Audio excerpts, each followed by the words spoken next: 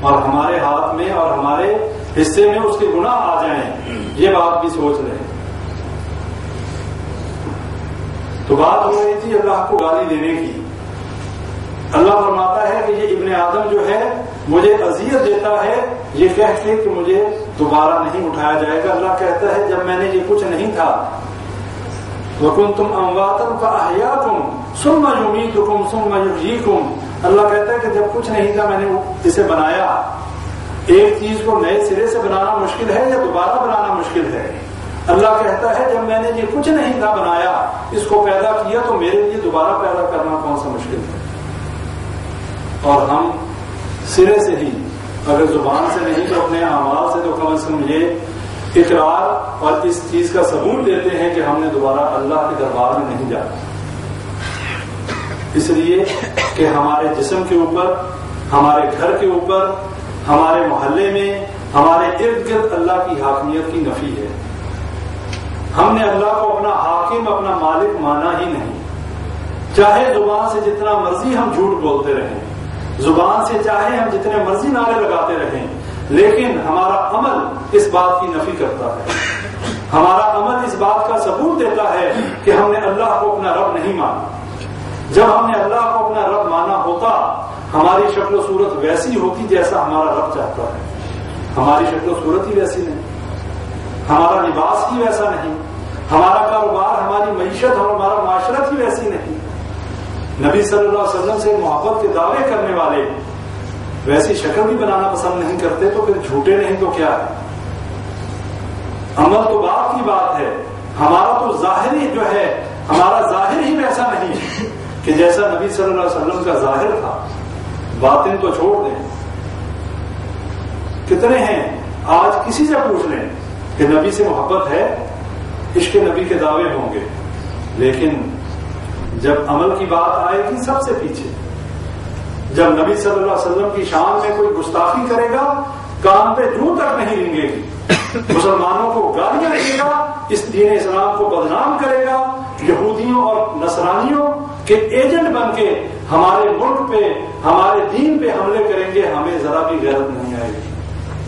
آج مسلمان ایک بے غیرت قوم کی شکل میں ابھرا ہوا ہے، اور ہمیں سوچنا چاہیے ہماری غیرت کہاں چلی گئی؟ کیوں ہماری غیرت نہیں جاگتی؟ اللہ نے فرمایا، نبی صلی اللہ علیہ وسلم کی حدیث ہے، دیوس جنت میں نہیں جائے گا۔ دیوس کون ہوتا ہے؟ دیوس کہتے ہیں بے غیرت کو۔ اور کیوں جنت میں نہیں جائے گا؟ اس لیے کہ اس کے گھر میں فحاشی اور عریانی کا بازار گرم ہے، اس کے محلے میں جو ہے بے حیائی کے کام ہو رہے ہیں، اور اس کو غیرت نہیں آتی، اس کے ذرا سا اس کے چہرے پہ غصے کے آثار نہیں آتے، اور وہ اپنے گھر میں، اپنے محلے میں، اپنے علاقے میں اس بدکاری اور فحاشی اور بے حیائی کو نہیں روکتا۔ اس کے گھر والے بے پردہ باہر نکلتے ہیں اور اس کو ذرا سی بھی غیرت نہیں آتی۔ نبی صلی اللہ علیہ وسلم نے فرمایا دیوس جنت میں نہیں جائے گا۔ اب دیکھ لیں، ہم بحیثیت قوم سب دیوس بنے ہوئے ہیں۔ ہمارے گھروں پہ کوئی حملہ کرے، ہماری بہنوں اور بیٹیوں کی عزتوں پہ حملہ ہو، ہماری ماں کے بارے میں کوئی بکواس کرے، ہمارے ذہنوں میں، ہمارے دلوں میں مہریں لگی ہوئی ہیں، کسی کی دینی اور جو ہے حمیت بالکل سو چکی ہے۔ خبریں تو پڑھتے ہی ہیں، آپ لوگوں کو پتہ تو چلتا ہی ہے، دیکھ تو رہے ہیں حشر کیا ہو رہا ہے۔ اور بھائیوں، یہ اس سے برا حشر ہوگا ہمارا جب اللہ کے در کو چھوڑ کر ہر در پہ سر جھکایا جائے گا، تو اسی طرح ذلیل ہوں گے۔ سارے دروں کو چھوڑ کر ایک اللہ کے دربار کی طرف رخ کریں۔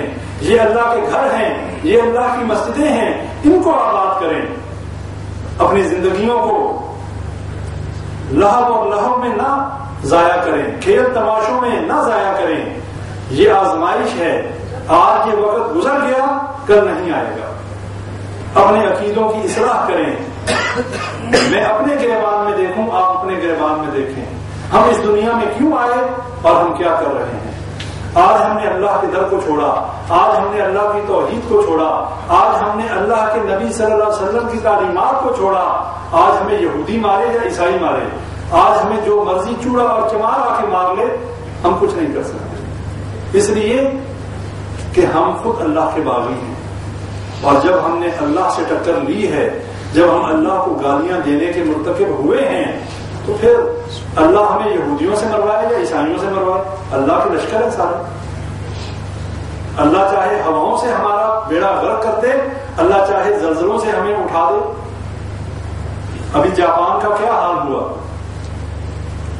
اللہ ہمارا محتاج نہیں ہے، ہم اللہ کے محتاج ہیں. اللہ کے لشکر بہت وسیع ہیں. اللہ چاہے تو آنکھ بند کرنے اور کھولنے سے پہلے یہ سارے سپر پاور ہونے کے دعوے کرنے والے مٹی میں مل جائیں اور زمین بوس ہو جائے، رات کو سوئیں اور صبح اٹھنا نصیب نہ ہو. یہ سونامی، یہ ہواؤں کے لشکر، یہ زلزلے، یہ جو ہے تباہ کاریاں اگر جاپان میں ہو سکتی ہیں تو امریکہ میں نہیں ہو سکتی. لیکن اللہ نے ڈھیل دی ہوئی ہے. اللہ بھی دیکھنا چاہتا ہے کہ میرا نام لینے والے، مسلمان ہونے کا دعویٰ کرنے والے، یہ کتنا، ان میں کتنی غیرت ہے اور یہ کتنا جاگے ہوئے ہیں، ان کے جسموں اور ان کے گھروں میں کتنا اس دین اور اس اسلام کی جو ہے وہ حاکمیت ہے. ہم لوگ کیا کر رہے ہیں؟ ہمیں آج ابھی تک اس عقیدہ توحید کی سمجھ نہیں آئی. ہمیں آج تک یہی پتہ نہیں چل سکا کہ ہم اس دنیا میں کیوں آئے اور عقیدہ توحید کیا ہے. اور اللہ فرماتا ہے کہ ابن آدم مجھے گالی دیتا ہے، اور کیسے دیتا ہے؟ میرا بیٹا بنا کر. جو یہ کہتا ہے کہ اللہ نے بیٹا بنا دیا، اس نے اللہ کو گالی دی. کس نے کہا اللہ کا بیٹا؟ کس نے کہا؟ یہودیوں نے عزیر علیہ السلام کو اللہ کا بیٹا بنایا، عیسائیوں نے عیسیٰ علیہ السلام کو اللہ کا بیٹا بنایا.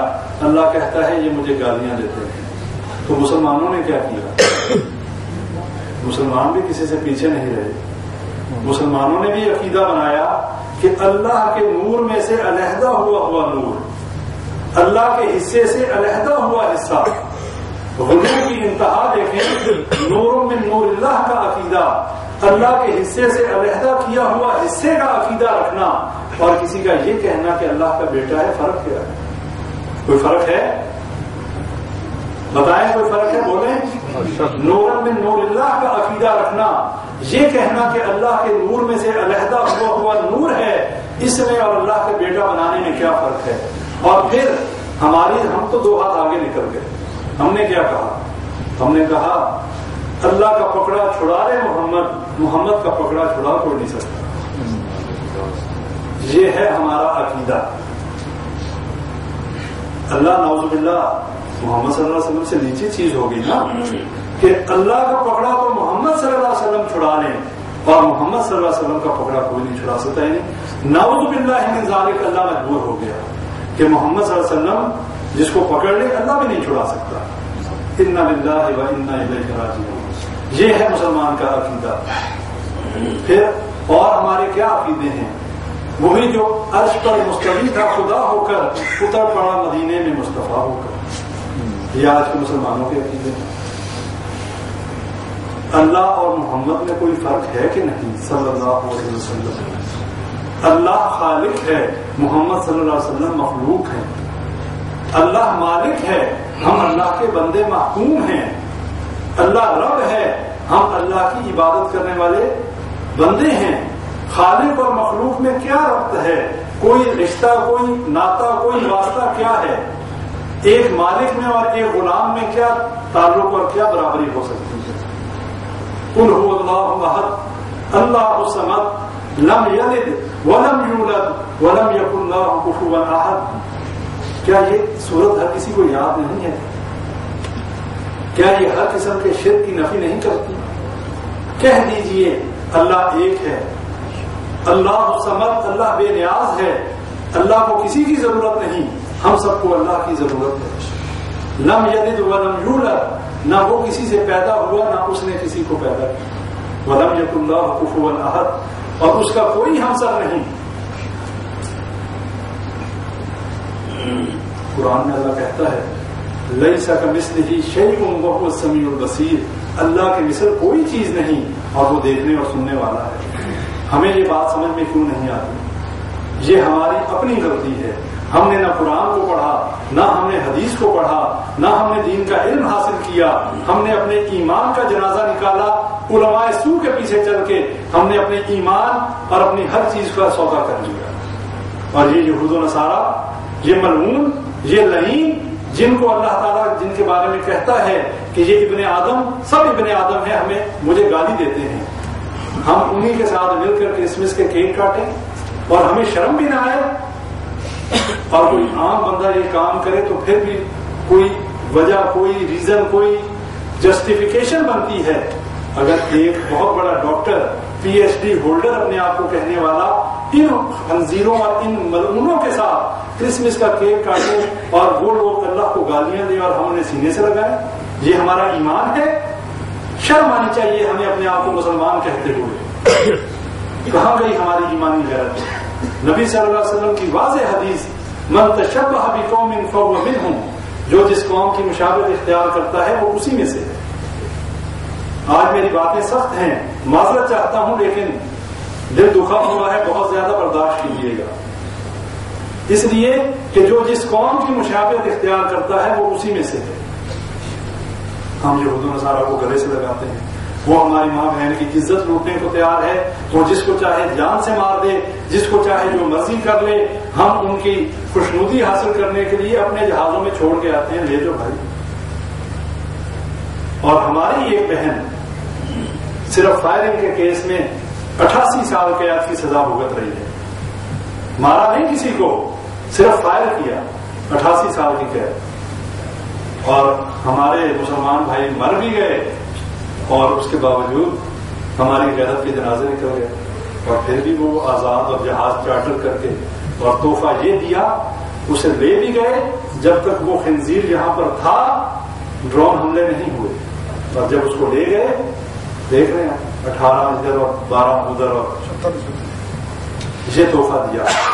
اور ان یہودیوں اور عیسائیوں کے نقشے قدم پر چلیں، یہ ہماری اپنی غلطی ہے، یہ ہم نے اپنا آئیڈیل نبی اکرم صلی اللہ علیہ وسلم کو چھوڑ کر ان یہود و نصارہ کو بنایا۔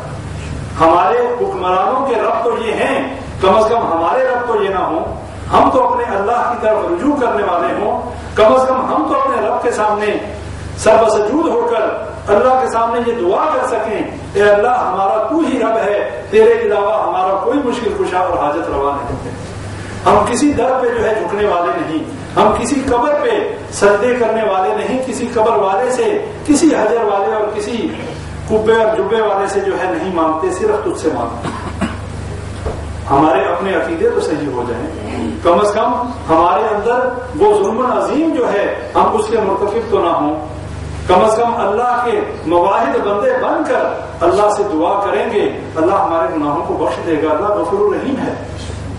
لیکن جب ہم شرک کے ہوتے ہوئے ہم اللہ سے معافی مانگیں، اللہ سے توبہ کریں، اللہ سے اپنی مشکلات کے حل کے لیے دعائیں کریں، اللہ کیسے قبول کرے گا؟ ہمارے اندر بدعات، ہمارے اندر شرک، ہمارے اندر تمام گناہوں کے پہلے یہ بتاتا چلوں، یہ شرک کی ابتدا حضرت نوح علیہ السلام کی قوم سے ہوئی۔ سب سے پہلے شرک جو شروع ہوا حضرت نوح علیہ السلام کی قوم میں ود، سوا، یعوق، نصر، ان کو، یہ وہ لوگ تھے جو ان کے برگزیدہ بندے تھے، ان کے بزرگ تھے۔ شیطان نے ان کی عبادت پہ کیسے لگایا؟ کہا کہ ان کی تصویریں بنا لو، یہ بڑے بزرگ لوگ تھے، بڑے نیک لوگ تھے، ان کو جب دیکھو گے تم انہی کی طرح عبادت کرو گے، تمہارا ایمان جو ہے بڑھے گا۔ بعد کے آنے والی نسلوں کو شیطان نے کہا تمہارے آباء و اجداد تو انہی کو پوچھتے تھے، انہی کی عبادت کرو۔ حضرت نوح علیہ السلام سے لے کے حضرت لوط علیہ السلام، حضرت موسیٰ علیہ السلام، حضرت عیسیٰ علیہ السلام، حضرت ابراہیم علیہ السلام، جتنے انبیاء کرام آئے، جب جب قوموں کے اندر شرک ہوا اللہ نے نبی بھیج دیا کہ میرے شرک کی نفی کے لیے اللہ نے نبی کو بھیجا۔ اور اللہ قرآن میں کہتے ہیں وَلَقَدْ بَعَثْنَا فِي كُلِّ أُمَّةٍ رَسُولًا أَنِ اعْبُدُوا اللَّهَ وَاجْتَنِبُوا الطَّاغُوتَ۔ اللہ نے ہر امت میں ایک رسول بھیجا اور انہیں کیا دعوت دی؟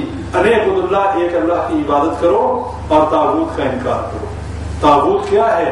من دون اللہ، اللہ کے علاوہ ہر وہ چیز جس کی اللہ کے علاوہ عبادت کی جائے یا جس کی اللہ کے ساتھ عبادت کی جائے وہ طاغوت ہے۔ وہ چاہے شیطان ہو، وہ چاہے پتھر ہو، وہ چاہے قبر ہو، وہ چاہے بت ہو، وہ چاہے ہماری خواہشات ہوں کہ جن کو ہم نے رب بنا دیا ہو، اپنی خواہشات کو پورا کرنے کے لیے ہم اللہ کے حکموں کو پامال کرتے رہیں، وہ بھی طاغوت ہے۔ کیا پروگرام ہے بھائیو؟ ہمارے اوپر بہت بڑی ذمہ داری ہے، ہمارے اوپر بہت بڑی ذمہ داری ہے، ہم اسی طرح چھوڑ نہیں دیے جائیں گے۔ اور یہ جو حالات اور یہ جو واقعات ہیں، ایک حدیث میں پڑھ رہا تھا، اس میں بھائیوں سے بھی ڈسکس کر رہا تھا کہ نبی صلی اللہ علیہ وسلم نے فرمایا، حضرت عمر فاروق رضی اللہ عنہ روایت کرنے والے ہیں، نبی صلی اللہ علیہ وسلم نے فرمایا کہ جب کالے اونٹوں کو چرانے والے بلڈنگوں میں رہنا شروع کر دیں تو سمجھو قرب قیامت ہے۔ کیا خیال ہے؟ یہ اونٹوں کو چرانے والے بلڈنگیں کیا کتنی بڑی بڑی بلڈنگیں بنا رہے ہیں؟ یہی اونٹوں کو چرانے والے یہی ہیں نا، اہل عرب ہی ہیں۔ اور جب یہ لوگ بلڈنگیں بنانے اور بلڈنگوں میں رہنا شروع کر دیں، نبی صلی اللہ علیہ وسلم نے فرمایا سمجھ لینا کہ قیامت قریب ہے، اور ہم قرب قیامت کے بہت زیادہ سمجھیں قریب ہیں۔ اور یہ جو حالات ہیں، اللہ نے قیامت کے دن ایک ایک بندے کو کھڑے کر کے پوچھنا ہے، جتنے بندے یہاں بیٹھے ہیں مجھ سمیت، اللہ نے پوچھنا ہے کہ جب میری توحید لٹ رہی تھی، جب نبی صلی اللہ علیہ وسلم کی سنتوں کا مذاق اڑایا جاتا تھا، جب شرک اور بدعات کے اندھیرے تھے، جب یہود و نصارہ کی ہر طرف جو ہے ریل پیل تھی، جب حکمران بھی جو ہیں یہودیوں اور عیسائیوں کے ایجنٹ بن چکے تھے، تم نے کیا میری توحید کو کتنا جو ہے نافذ کیا، اپنے جسم کے اوپر اسلام کو کتنا نافذ کیا؟ ہم حکمرانوں کو تو کہتے ہیں، ہم نے کتنا اس دین کو اپنے اوپر نافذ کیا؟ کیا ہمارے جسموں کے اوپر یہ دین نافذ ہے؟ کیا ہم کسی کو یہ کہہ سکتے ہیں کہ ہاں میرے اوپر دین نافذ ہے، اب تم اپنے اوپر کر لو؟ ہمارا تو اپنا جو ہے دامن جو ہے وہ داغدار ہے، ہمارا تو اپنا دامن ان تمام چیزوں سے بھرا ہوا ہے، ان گناہوں اور معصیتوں سے، کہ ہم کسی دوسرے کو کیا کہیں۔ بھائیوں یہ بات سوچنے اور سمجھنے کی ہے، اور اس کے ساتھ ساتھ آج جن حالات سے ہم گزر رہے ہیں، ان حالات میں ہماری یہ بہت بڑی ذمہ داری ہے کہ ہم دین کا علم حاصل کریں اور اس دین کے علم کو آگے پھیلائیں۔ یہ دین مشکل نہیں ہے۔ اگر کوئی شخص یہ کہتا ہے کہ یہ دین مشکل ہے تو وہ جھوٹ بھی بولتا ہے اور قرآن کی آیات پہ انکار بھی کرتا ہے۔ اللہ قرآن میں کہتا ہے کہ ہم نے اس قرآن کو جو ہے آسان نازل کیا، کوئی ہے سمجھ بوجھ حاصل کرنے والا؟ وَلَقَدْ يَسَّرْنَا الْقُرْآنَ لِلذِّكْرِ فَهَلْ مِن مُّدَّكِرٍ، کہ ہم نے اس قرآن کو آسان بنایا، کوئی ہے غور و فکر کرنے والا؟ اب ہم میں سے کتنے لوگ ہیں جو اس پہ غور و فکر کرنے والے ہیں، جو اس چیز پہ غور و فکر کریں؟ ایک حدیث ہے نبی اکرم صلی اللہ علیہ وسلم کی کہ نبی صلی اللہ علیہ وسلم نے فرمایا کہ اللہ کی لعنت ہو اس شخص پر جو اپنے ماں باپ پر لعنت کرے۔ پھر فرمایا کہ اللہ کی لعنت ہو اس شخص پر جو زمین کے نشانات، منارات الارض، یعنی زمین کے جو نشانات ہیں ان کو بدل دے۔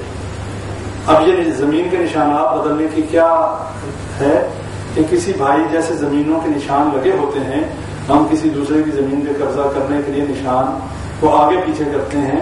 نبی صلی اللہ علیہ وسلم نے ایسے شخص پر لعنت کی۔ کیا لوگوں کو گمراہ کرنے کے